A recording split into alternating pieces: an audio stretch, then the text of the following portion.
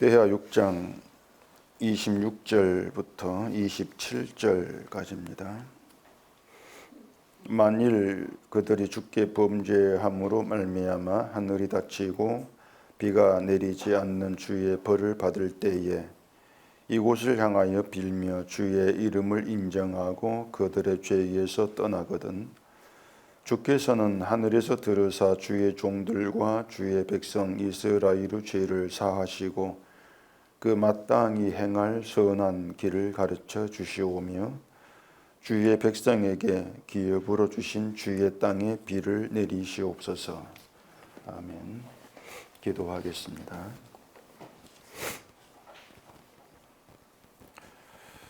우리를 하나님 앞에 부르셨을 때에 우리가 어떠한 존재인가를 깨달아 알게 하시는 것이 주의 말씀입니다.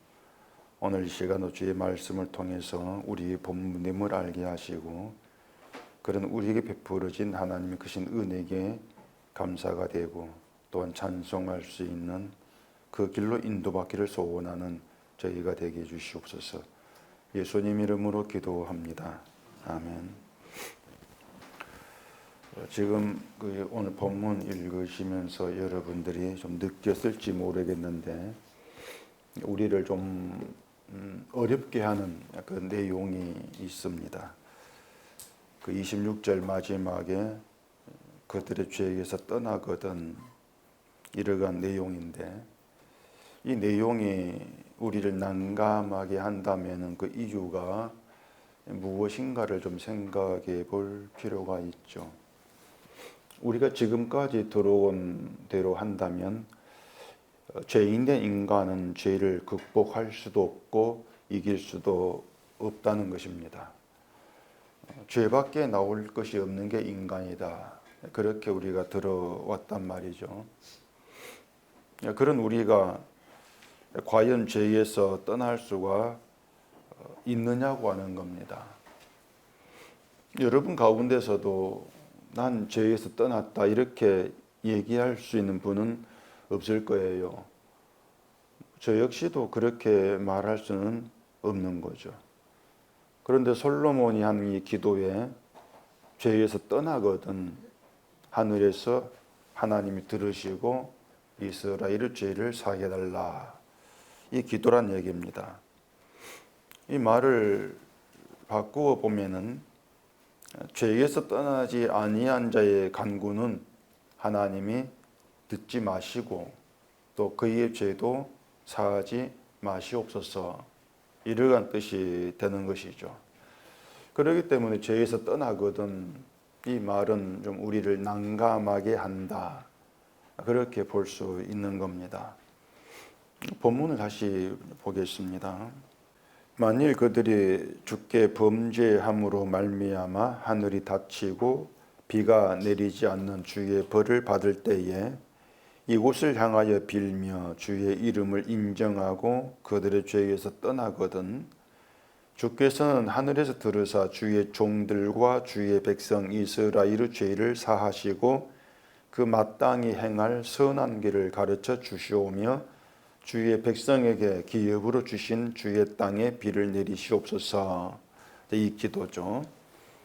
이 기도가 죄에서 떠나거든 이 말이 없으면은 어렵지 않게 이해될 수 있는 그런 내용입니다.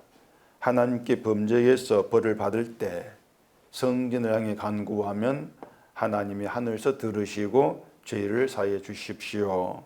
이렇게 해석될 수 있는 그런 기도죠. 그렇게 해석하면은 어려울 것도 없고 또 막힐 것도 없이 깔끔하게 이해가 된다는 것이죠. 그런데 이 죄에서 떠나거든 이 7글자밖에 안 되는 짧은 문구 하나가 마치 그 길 중간을 가로막고 있는 거대한 장애물 같은 그런 느낌을 준다고 할 수가 있는 겁니다. 물론 이것을 쉽게 말한 목사도 많이 있습니다. 하나님은 교회에 나오는 모든 사람의 간구를 들어주시는 것이 아니라 죄에서 떠난 거룩한 사람의 기도를 들어주신다. 이렇게 얘기하면서 이 죄에서 떠나는 거룩한 삶을 살아야 한다고 그렇게 얘기를 하는 거죠.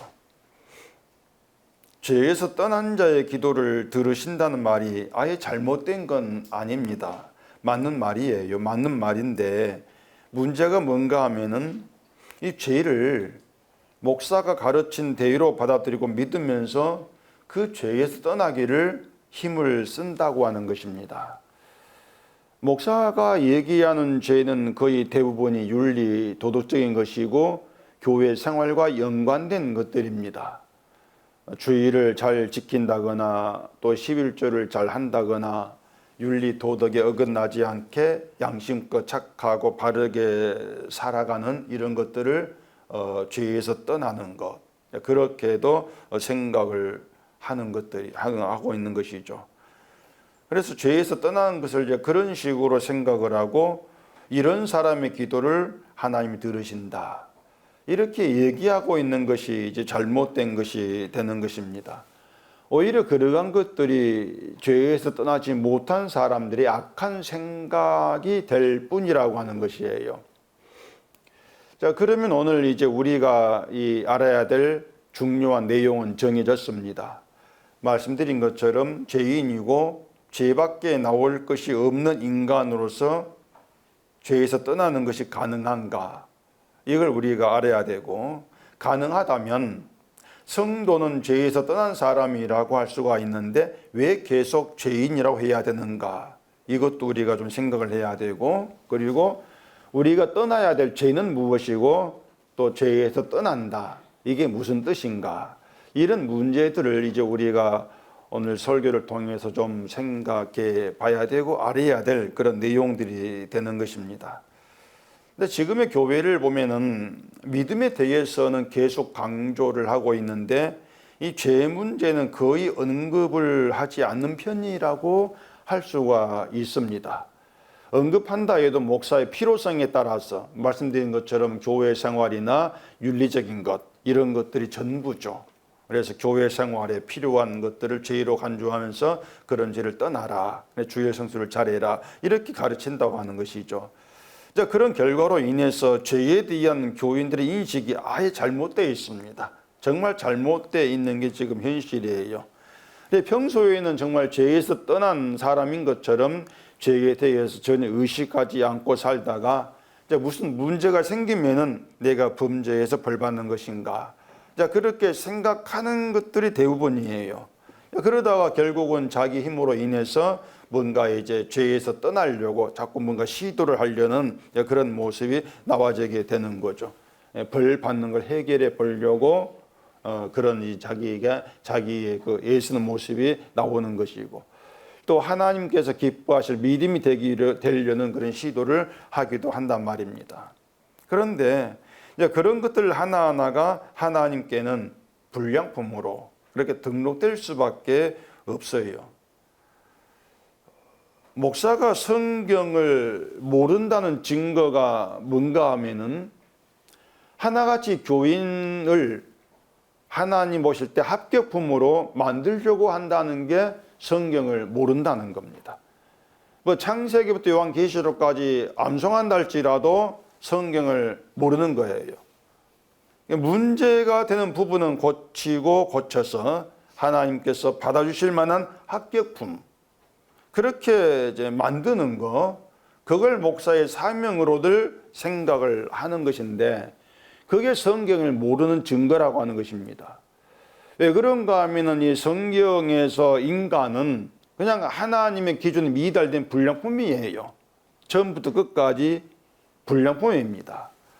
성경은 불량품에게 하나님께서 받아줄 만한 합격품이 되라, 너를 고쳐서, 그렇게 말하지를 않습니다. 그냥 너는 버림받아야 될 쓸모없는 불량품이야, 이렇게 얘기하는 게 성경이에요.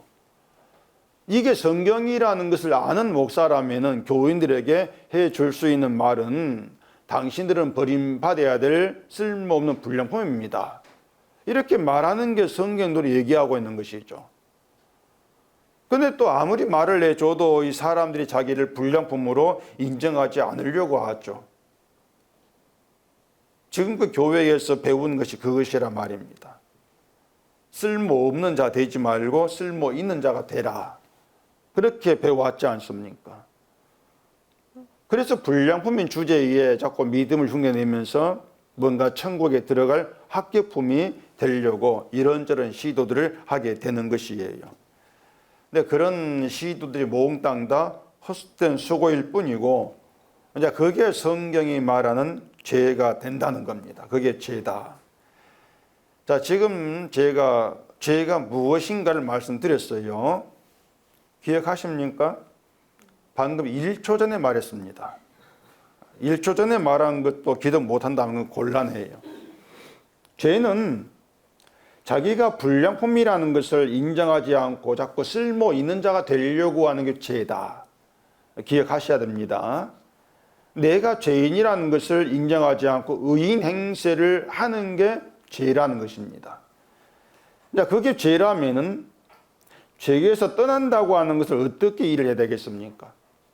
아주 간단하고 쉬운 문제예요. 물론 복음을 알지 못한 사람에게는 도무지 풀 수 없는 킬러 문항이긴 하던데, 복음을 아는 사람에게는 아주 쉬운 문제입니다. 내가 불량품이라는 거, 내가 죄인이라는 걸 인정을 하고 하나님 앞에 나와지는 게 죄에서 떠난 것이에요. 간단하잖아요. 그러면 죄에서 떠나거든 하늘에 들으시고, 이 기도가 어떤 의미가 되는가 하면은 내가 하나님을 만날 수 없는 죄인이다, 이 사실을 알고 감히 하늘을 우러러 기도하지 못하고 성전을 향하여 간구하는 그 기도를 하늘에 들어달라, 그 뜻이란 말입니다. 무슨 말인가 하면, 우리가 죄인으로 주님께 나와서 나의 죄를 대신 지고 죽으신 주의 피를 의지하고 하나님께 기도한다고 했을 때에 하나님이 하늘에서 들으시는 것은 죄 있는 죄인의 기도가 아니란 얘기입니다. 하늘에서는 자기가 죄인됨을 알고 주의 피를 의지하는 죄에서 떠난 자, 죄 없는 의인의 기도로 들으시는 거예요. 의인의 기도로 들으시고 죄를 사해 주는 것이 아니라 주의 피를 의지하는 자에게 베풀어진 죄사함의 은혜가 있는 의인의 기도, 죄사함 받은 의인의 기도를 하나님이 들으신다. 그게 성도의 기도란 말입니다. 자, 여기까지 말씀을 드린 것으로 오늘 설교에서 알아야 될 내용은 다 이제 말씀을 드렸습니다. 설교 끝났어요. 오늘 설교에서 여러분이 알아야 할 내용이 뭐라겠습니까? 이건 말씀드린 한 5분쯤 지났으니까 잊어먹었다 치고 다시 말씀을 드리면은, 죄밖에 나올 것이 없는 죄인된 인간으로서 죄에게서 떠난다고 하는 가능한가? 가능합니까? 가능해요. 그런데 인간의 힘으로는 가능하지가 않습니다. 그 이유는 사람이 자발적으로 자기를 쓸모없는 무능한 죄인, 불량품으로 간주하는 그런 일은 없습니다. 우리에게. 우리는 그렇게 하지를 않습니다. 우리는 항상 내가 쓸모 있는, 가치 있는 그런 존재로 드러나고 그런 존재가 되는 것에 항상 우리 마음을 두고 살아갑니다. 그런 방향으로 모든 시도하고 있지 않습니까? 따라서 성령이 오셔서 죄를 책망하시고 죄를 알게 하심으로 죄에 떠나게 돼요. 성령이 하시는 일이죠.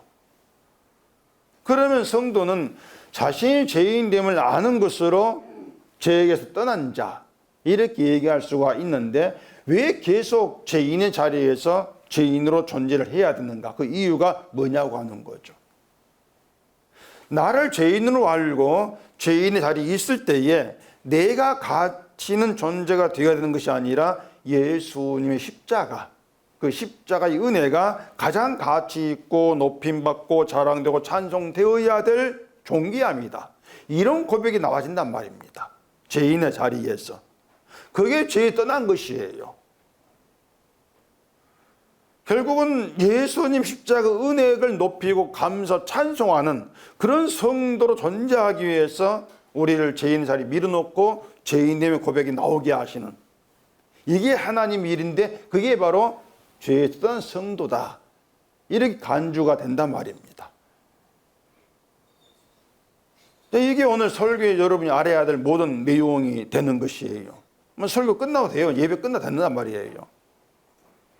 그런데 지금 몇 번 지났나 설교가 15분 지났는데 벌써 끝내면 안 되겠죠. 그래서 좀 더 제가 보충으로 이제 말씀을 드리려고 하는 겁니다. 열왕기하 3장 찾아보십시다. 열왕기하 3장 1절입니다.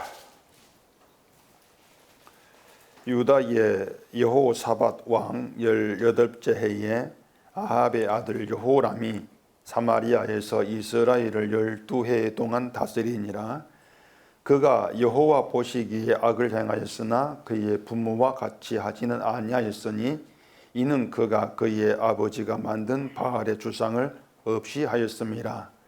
그러나 그가 느밧의 아들 여로보암이 이스라엘에게 범하기 한 그 죄를 따라 행하고 떠나지 아니하였더라. 잠깐 거기 펴놓으십시오. 우리가 성경에서 그 재미가 없는 것 중에 하나가 왕 이름 나오는 내용입니다. 우리나라 조선시대 왕 이름도 얘기가 힘든데 이스라엘의 왕 이름, 그건 무슨 재미가 있겠어요? 간단하게 말씀을 드릴게요. 자, 아합의 아들 여호람이라 이렇게 나오는데 아합은 북쪽 이스라엘의 왕입니다. 아주 그 못되고 악한 왕으로 유명한 왕이에요.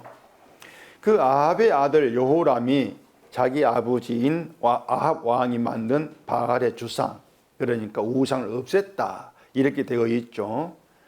우상을 없앴다면은 하나님을 섬기는 이스라엘 왕으로 아주 잘한 일입니다. 왕으로 칭찬을 받을 업적이다 이렇게도 얘기할 수가 있겠죠. 그런데 그 3절에서 여로보암이 이스라엘에게 범하기 한 죄를 따라 행하고 떠나지 않았다. 이렇게 이제 꼬리표가 붙어요. 바알 우상은 다 부속 없애버렸는데 여로보암의 죄를 떠나지를 아니했다는 것입니다. 이 여로보암이 누군가 하면은 솔로몬 이후에 이스라엘이 남과 북으로 분열되어 있을 때에 북쪽 이스라엘의 초대 왕입니다. 가장 처음 왕이 여로보암입니다. 이 여호람이 바알의 주상을 없앴는데 그 여로보암이 이스라엘에게 범하게 한 죄는 따라 행했다. 그 죄는 떠나지 아니했다. 그 얘기예요. 그런데 열왕기하를 보면은 이 여로보암의 죄를 떠나지 아니했다는 내용은 계속 언급됩니다. 계속 이어지고 있습니다. 성경 한 권 더 볼게요. 열왕기하 10장입니다. 열왕기하 10장 29절. 이것도 좀 길지만 읽어보겠습니다. 이스라엘에게 범죄하기 위한 느밧의 아들 여로보암의 죄, 곧 베델과 단에 있는 금송아지를 섬기는 죄에서는 떠나지 아니하였더라. 여호와께서 예후에게 이르시되 내가 나 보기에 정직한 일을 행하되 잘 행하여 내 마음에 있는 대로 아합 집에다 행하였은즉 내 자손이 이스라엘 왕위를 위하여 사대를 지내리라 하시리라. 그러나 예후가 전심으로 이스라엘 하나님 여호와 율법을 지켜 행하지 아니하며 여로보암이 이스라엘에게 범하기 한 그 죄에서 떠나지 아니하였더라. 이렇게 또 되어 있습니다. 자, 여기 예후라는 이름이 나오는데 예후는 군대 장관이었다가 그 북쪽 이스라엘의 왕이 된 사람입니다. 이 예후도 왕이 되어서 그 바알을 섬기는 사람들을 다 잡아 죽여주는 일을 했습니다. 또 산당도 다 부숴버리는 그런 일을 했어요. 그래서 하나님이 그 예후가 한 일을 잘했다 칭찬합니다. 그 뒤에 오면은 하나님께 칭찬받을 정도였는데 그 31절에서 보면은 예후가 전심으로 율법을 지켜 행하지 아니하고 여로보암의 죄에서 떠나지 아니했다. 또 이런 꼬리표가 붙는단 말입니다. 그리고 29절에 보면은 여로보암의 죄를 금송아지를 섬기는 죄로 또 얘기를 한단 말이에요. 자, 그럼 여기서 이상한 점이 있습니다. 바알을 부쉈습니다. 여로보암이. 바알은 우상이에요. 그러면은 금송아지는 우상입니까? 우상이 아닙니까? 역시 우상이란 말입니다. 근데 예후가 왜 바알은 우상이다 하면서 그 바알은 부숴버리는데 금송아지는 그것도 형상인데 금송아지는 그냥 두어서 섬기게 하느냐고 하는 겁니다. 이상하잖아요. 그 말이 뭔가 하면 예후가 금송아지는 바알과 같은 우상으로 보지를 않았다, 그 뜻이 된단 말이에요. 그럼 또 여기에서 그러면 아니 예후가 왜 금송아지를 우상으로 보지를 않았을까? 바알과 똑같은 우상으로 보지 아니했을까? 그 이유가 뭔가를 생각해 봐야 돼요. 같은 형상인데 왜 그랬을까? 좀 복잡하다고 생각될 수 있는데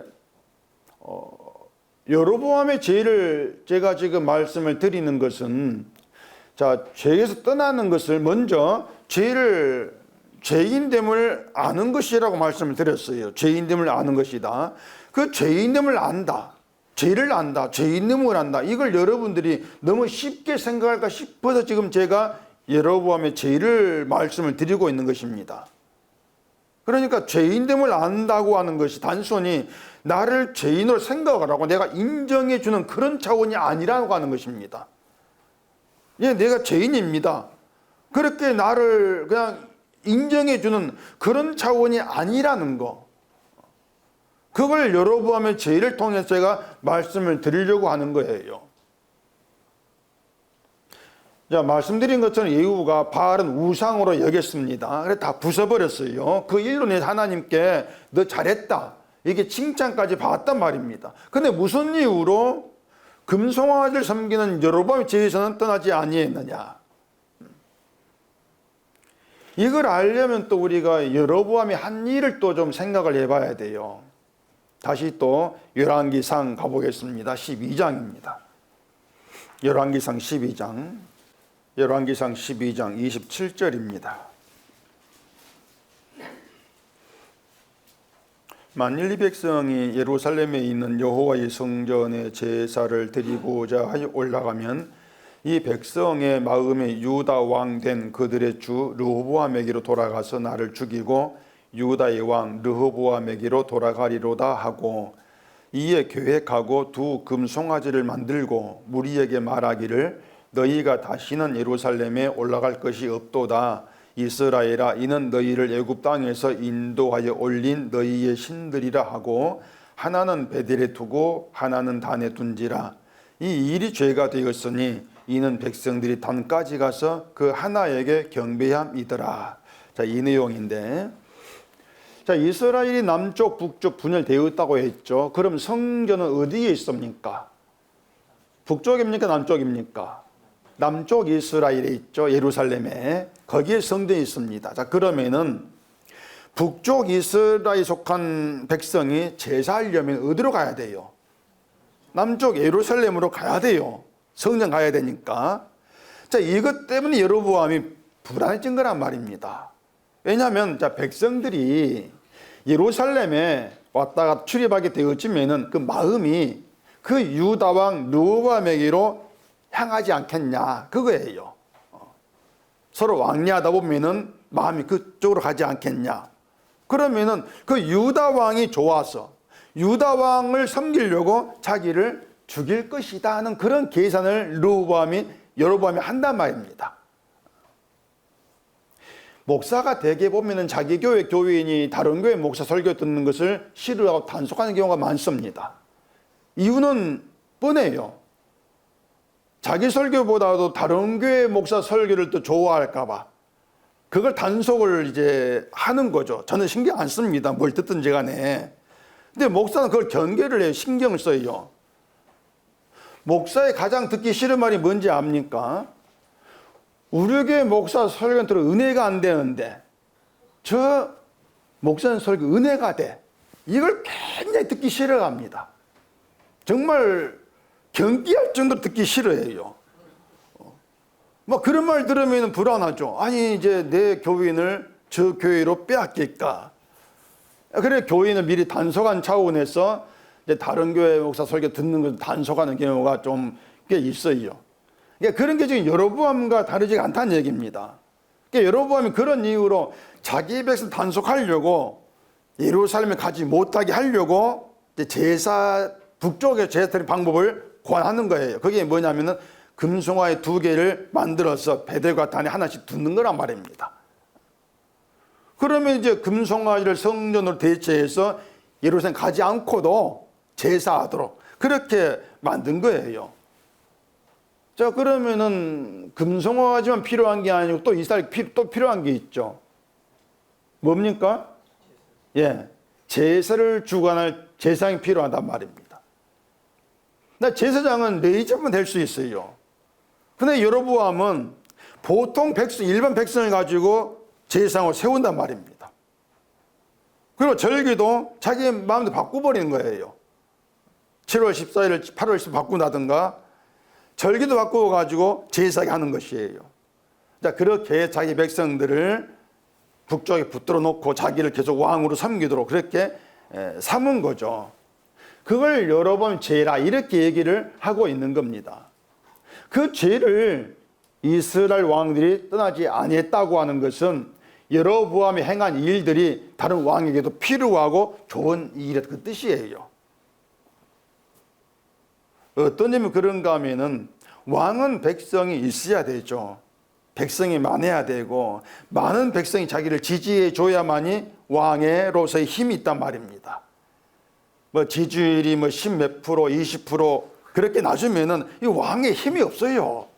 말빨이 안 쓴단 말이에요. 거기에 백성들이 우리 왕 탄핵하자 데모하고 이렇게 나오면은 나라 다스리기가 이게 힘이 되지 않습니까? 그래 백성들의 마음을 잡아두기 위해서 가장 필요한 것이 성전 역할은 금송아지란 말입니다. 계속 필요해 왕들에게.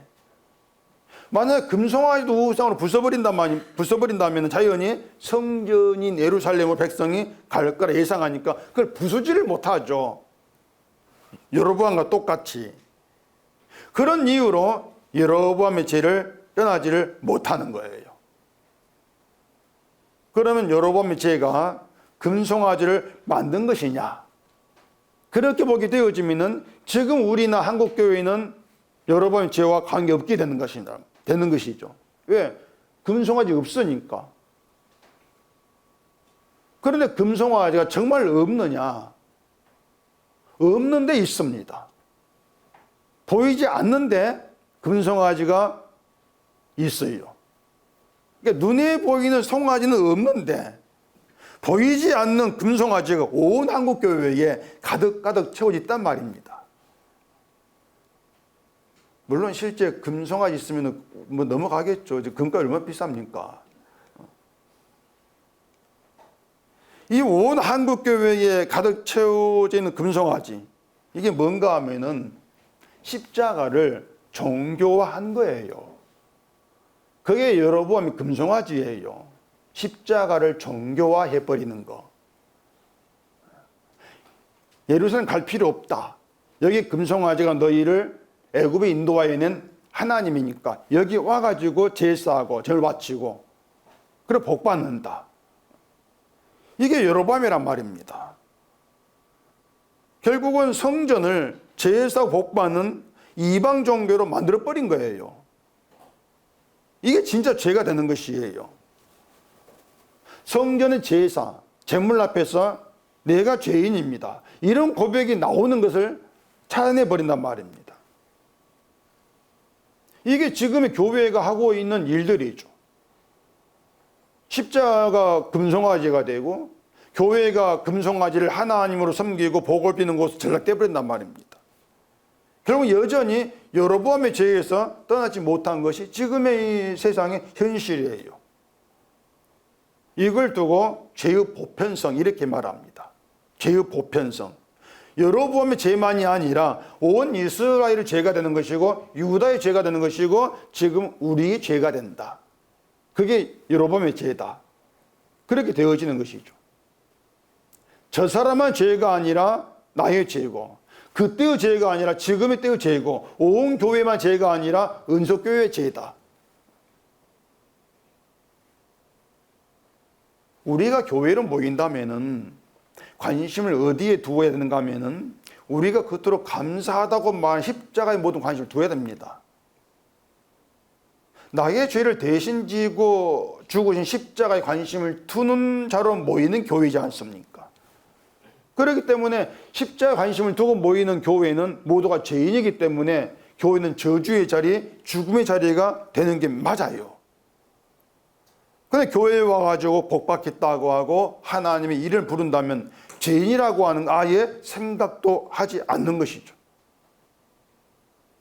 바르게 살고 예수 잘 믿더라, 그럼 복 주신다. 이걸 복음이라고 생각을 하고 별탈 없이 평안하게 잘 살고 자식이 잘 되고 그러면은 하나님 날 사랑하신다, 지켜주신다, 인도하신다. 그렇게 믿어버리는 거. 이런 모든 것들이 여러분 죄란 말입니다. 말은 죄인인데 결국은 입만 죄인이에요. 입만 죄인이고 그 속마음은 죄인으로 살아간 자세가 아니라는 것입니다. 그게 우리 실태라고 하는 것이에요. 죄송하지만 우리가 그렇게 하고 있단 말입니다.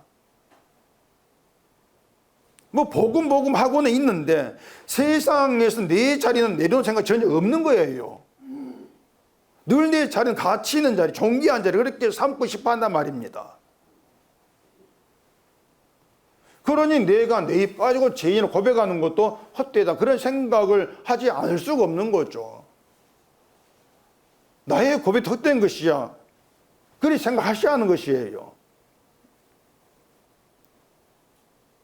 나는 죄인임을 알고 고백도 합니다.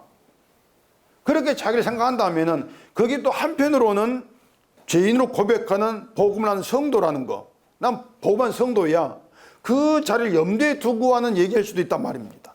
그 사실까지 생각하라는 거예요. 그런 인간됨까지 생각하시라는 것입니다. 항상 내 속에는 나를 가치 있는 그런 존재로 드러내고 싶은 욕망이 자리하고 있다. 그걸 감지를 할 수 있어야 하는 것이에요. 이게 어렵다는 생각 들지 않습니까? 어렵습니다. 인간이라고 하는 그렇게 어려운 존재예요. 정말 어려운 존재입니다. 인간이라고 하는 것이. 성경 배우면서 죄인이 맞구나, 수긍이 되고 그래 죄인입니다 이런 말을 하는 거 됐다 끝났다 그렇게 마무리되는 그런 쉬운 인간이 아니에요. 항상 사탄이 작업하고 있는 게 인간인데 그런 인간이 쉬울 수 있겠습니까? 성경에 그 하나님이 복을 주신다는 내용이 나오는데 가장 대표적인 구절이 목사들이 많이 써먹는 신명기 28장이죠. 여러분의 기분 전환을 위해서 성경 보십시다. 좀 기분 좋게 하려고. 신명기 28장입니다. 신명기 28장 3절부터 6절까지 기분 좋은 구절은 같이 읽어봐야 되죠. 같이 읽겠습니다.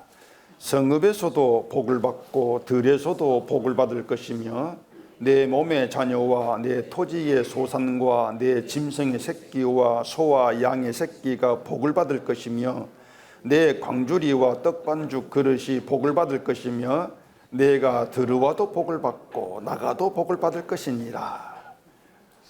좀 기분 좋아지지 않습니까? 뭐 죄대 말만 듣다가 복 이야기 나오니까 좀 마음이 풀어지는 느낌이 좀 안 들어요? 죄송한데 기분 좋은 거기까지고 딱 거기까지고 이 복을 받을 자가 누군지 복의 조건이 있다, 이걸 생각을 해야 돼요. 복 받을 자의 조건이 뭡니까? 거기 나와 있잖아. 앞에 여호와의 말씀을 듣고 모든 명령을 지켜 행하는 게 조건입니다. 그게 복의 조건이에요. 자, 복받는 이야기 뒤에 뭐가 나옵니까? 저주받는 이야기가 나옵니다. 천국이 있으면 지옥이 있는 것처럼 복이 있으면 저주도 있어요. 저주받는 조건은 모든 명령과 규례를 지켜 행하지 않는 것입니다. 그게 저주 조건입니다. 자, 그럼 우리가 이 말씀 앞에서 우리가 어떤 조건에 해당하는가를 분명해야 되겠죠. 어느 쪽입니까? 우리가 어느 쪽이에요? 저주죠. 저주예요.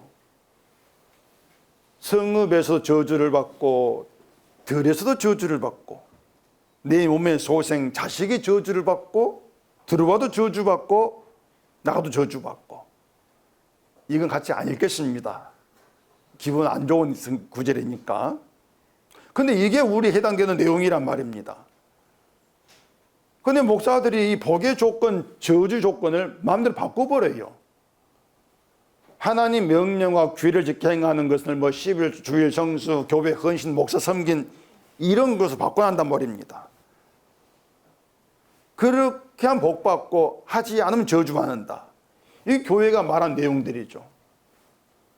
그런 말로 교인들을 자기에게 붙들어 놓으려고 하는 거예요. 내 교회, 나에게. 그리고 또 교인들을 붙들어 놓을 수 있는 효과적 행사들을 벌리는 것들이죠. 그런 것들 하나하나가 여로보암의 죄에서 떠나지 않는 모습이란 말입니다. 결국은 우리 자신에게서 복 받을 수 있는 조건을 찾는 것 자체가 교만이에요. 그게 교만이에요. 교회가 자 이렇게 복 받습니다. 이 말 자체가 엉터리 사탄의 말이에요. 악한 말이에요. 우리는 아무리 찾고 찾아봐도 보이는 건 저주 조건밖에 없습니다. 왜? 하나님 모든 명령을 지켜 행하는 게 아니니까. 우리의 조건으로는 저주밖에 없어요. 그럼 복의 조건 누구에게 있습니까? 복의 조건은 하나님 명령과 규례를 다 지켜 행하신 분이 누구예요? 예수님이죠. 그럼 복의 조건 누구에게 있어요? 예수님께 있어요. 복의 조건 우리에게 있는 게 예수께 있단 말입니다. 그 예수님이 하나님의 이름으로 오셔서 십자가 죽으심의 율법을 다 이루셨고 그렇게 해서 복의 조건이 되셔서 우리에게 함께 하신단 말입니다. 복의 조건이 되셔가지고 그걸 미리 보여주고 나타낸 예고편으로 주어진 게 구약 성전이에요. 그러니까 성전은 복의 조건이 뭐다? 피 흘려 죽으신 이 제물, 장차 메시아로 오신 예수, 그분이 복의 조건이다. 이걸 나타내는 예고편이란 말입니다. 이게 성전이란 말이에요. 이 성전을 하나님의 이름을 두신 곳, 이렇게 얘기하고 있는 것이죠. 때문에 성전을 향해 기도한다고 하는 것은 내가 복의 조건을 가진 자로 기도해서 복받겠다 이것이 아니고 복의 조건이 아닌 저주 조건이 있는 자로 복의 조건이 되는 성전을 기도합니다. 그 의미가 된단 말입니다. 그게 예수 이름을 기도하는 것이고 좀 이해가 되시겠습니까? 26절에서 범죄함으로 말미암아 하늘이 닫히고 비가 내리지 않은 주의 벌을 받을 때 이런 말이 나오는데 자, 하늘 닫히고 비가 내리지 아니한다. 하나님과 단절이거든요. 하늘 닫혔다. 하늘 닫혔다고 하는 것은 하늘에서 베풀어지는 모든 은혜가 단절된 상태예요. 모든 게 단절되었다. 이게 범죄로 인한 저주예요. 그런데 그렇게 주의 벌을 받을 때에 이곳 성전을 향하여 빌며 주의 이름을 인정하고 그들의 죄에 떠나거든. 이렇게 얘기한단 말입니다. 자, 여러분이 그 내용을 찬찬히 들여다보시면은 주님께서 범죄한 자를 징벌한 취지가 뭔가 알 수가 있어요. 벌 주는 취지, 그 취지가 뭔가 하면은요, 주의 이름을 인정하고 죄에서 떠나게 하려고 벌하신다 이렇게 되어 있습니다. 그게 징벌의 취지예요. 죄를 고치게 하는 게 아닙니다. 주의 이름을 인정하고 죄에서 떠난 자 그렇게 만들기 위해 징벌하신다. 그렇다면 범죄한 자에게 징벌은 은혜예요. 징벌이 은혜예요. 우리는 하나님의 벌을 그런 시각에 봐야 한단 말입니다. 근데 대개 기독교인들은 하나님께 벌 받는다. 이걸 싫어하죠. 그냥 벌 받는 걸 지옥 가는 것을 여기고 있으니까. 벌 받는 걸 은혜로 사랑으로 보는 시각이 없어요. 그게 문제라니까요. 하나님이 벌을 주신다고 하는 것이 그 벌을 통해서 나를 저주받을 자로 보게 하시고, 그런 나에게, 저주받을 나에게 아무 조건 없이 베풀어지는 십자가 은혜, 그 은혜를 깨닫게 하시겠다는 하는 것이에요. 그렇게 해서 내 이름이 아니고 주의 이름을 부른 자로 만들겠다. 이게 하나님의 조치입니다. 그 도가 징벌인 것이고. 그런데 교회에는 자꾸 징을 받지 아니하고 복 받는 그런 신앙생활, 그걸 가르치지 않습니까? 그게 종교라고 하는 거예요. 그게 종교다. 모든 종교가 벌 받지 말자 그거예요, 신에게. 그게 여로보암의 죄였고, 그리고 그 죄가 자다수존되도록 인간에게도 이어지고 있잖아요. 그 죄 떠나지를 못하고 있는 것이에요. 금송아지를 섬기게 하는 거 똑같단 말입니다. 여러분이 평상시에는 평탄하게 살다가 무슨 일이 생기면은 하나님 벌 주는 게 아닌가, 그렇게 생각 흘러가지 않습니까? 내가 벌 받는 게 아닌가, 그러면서 내가 무슨 죄가 있지? 죄를 찾으려고 하는 것이고, 그 죄를 고쳐가지고 벌을 좀 해결하겠다, 그런 시도들, 그런 시도가 인간에 끊어지지가 않아요. 근데 제가 다시 말씀드릴게요. 범죄한 자에게 징벌은 은혜입니다. 은혜예요. 징벌을 받음으로 해서 비로소 내가 주께 범죄한 자구나, 이렇게 보게 돼요. 그런 점이 은혜란 말입니다. 나를 범죄한 대로 보게 되어지면 나에게 모든 가능성이 사라져버려요. 뭘 할 수 있다, 다 사라지는 거예요. 단순히 죄인입니다, 인정하는 그런 범죄한 자가 아니라, 하나님을 내가 알 수도 없고 예수를 믿을 수도 없고 십자가 피의 은혜도 알 수도 없는 모든 가능성, 그게 사라지면 오직 소경이로 존재할 수밖에 없는 그런 무능한 자, 그런 자로 주 앞에 나오게 되는 것이죠. 그게 자기를 정말로 범죄한 자로 여기는 죄인이에요, 그것이.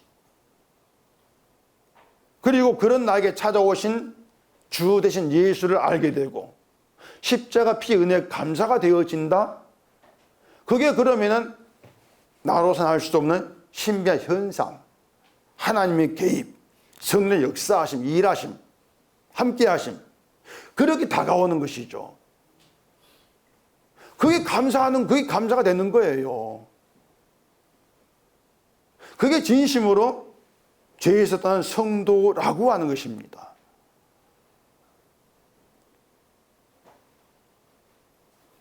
솔로몬의 기도는 그겁니다. 성전 앞에서는 모두가 범죄한 자로 나와야 한다는 겁니다. 그렇게 범죄한 자로 나올 때 그 얘기를 하고 있는 것이에요. 복을 받을 사람으로 복의 조건을 갖춘 사람 나오는 것이 아니라 저주받을 조건만 가득한 그런 자로 나와지는 것, 그걸 두고 죄에서 떠나거든, 이렇게 얘기를 하고 있는 것입니다. 그렇게 성령님 기도할 때에 하늘에서 들으시고 죄가 사함받는, 죄 없는 자라는 복으로 채워지게 해달라. 이게 십자가로 채워진 복인데, 교회마다 자기 힘으로 복의 조건을 갖추어 가지고 복을 받겠다, 이렇게 되어 있는 건 정말 서글픈 일이에요. 그게 성도는 복을 받고 싶어서, 또 나의 손을 복으로 간주하고 그런 복을 받고 싶어서 하나님을 자꾸 믿는 자가 절대 아닙니다. 그건 성도 아니에요. 그런 사람이 아니고 나의 모든 죄를 사하셨다, 그 복된 소식으로 찾아오신 십자가 능력을 감사하고 그 능력을 증거하는 그런 도구로 살아가는 것, 거기에 마음을 두게 된 그런 자로 나오는 게 성도입니다. 그런 성도는 우리가 뭐 되고 싶어 되는 것도 아니고요, 우리가 뭐 스스로 마음을 고쳐가 되는 것도 아니고요, 하나님의 개입에 간섭에 의해서 탄생이 돼요. 새롭게 창조가 된 게 성도예요. 이러한 성도로서 교회를 바라본다면은 11월절을 하지 않아서 행위에 벌 받을까 불안해하고, 그런 불안감 때문에 뭐 돈에 쪼달리면서 헌금을 과하게 하고, 주일 성수한다고 힘쓰다가 하루 빠지면 뭐 하나님이 또 벌 줘가지고 다리 부러지지 않을까 불안해하고, 정말 그런 모습들은 기가 살 수밖에 없는 거죠. 그런데 그것이 나의 이전의 모습이었고 여전히 내 안에 나에 대한 그런 기대, 헛된 욕망이 자리하고 있다. 이걸 알게 되면서 하나님의 계속된 간섭에 감사가 되는 거예요. 하나님의 간섭은 쉬지를 않습니다. 아, 너 이만큼 잘 됐네? 하산해. 내보내놓고 잘못하니까 찾아오고 간섭하고, 이런 하나님이 아니에요. 인간 한순간도 이만하면 됐네? 내 힘을 해보겠네? 아닙니다. 그러니 하나님의 간섭, 인도하심, 시정 계속되는 것이죠. 그래 하나님 간섭이 감사한다면은, 그래서 신자의 감사는 쉬지 않는, 항상 범사에 감사하는 거예요. 쉬지 않는 기도가 되는 것이고, 이게 성도란 말입니다. 우리가 우리 자신에 대해서 정당화할 수 있는 건 아무것도 없어요. 다만 복음을 알게 되고 성령의 지혜가 함께한 가운데에서 성경을 보니까 나의 모든 것이 하나님의 은혜로 다가온다. 여기에 눈을 뜨게 되는 거죠. 그 27절에 보면 마땅히 행할 선한 길을 가르쳐 주시오며 이렇게 얘기하지 않습니까? 그 선한 길이 뭐 따로 있는 게 아닙니다. 우리가 양심껏 산다거나 뭐 선한 일을 한다거나 이게 선한 길이 아니에요. 그냥 사시는 대로 살면 돼요. 여러분 사시는 삶에는 늘 보이는 건 저주받을 조건밖에 안 보여요. 그렇게 살아가시라는 얘기입니다. 그렇게 죄인으로 살아가시면서 그 죄를 사하시는 권세가 십자가 은혜이고 능력이다. 그 십자가 감사가 되어지는 것, 이게 성도가 행할, 마땅히 행할 선한 길이 된단 말입니다. 이게 하나님 인도하시는 선한 길이에요.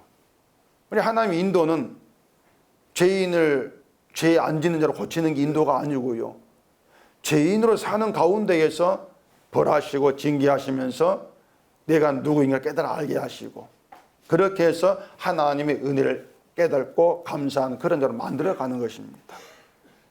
그게 하나님 개입한 일이에요. 그 하나님의 일에 자꾸 쓸데없이 우리가 내 소원 가지고 내 일을 이루어달라 이렇게 나오는 것이 여로보암의 죄죠. 이게 오늘 말씀 우리가 생각해야 될 중요한 내용이 되어지는 것입니다.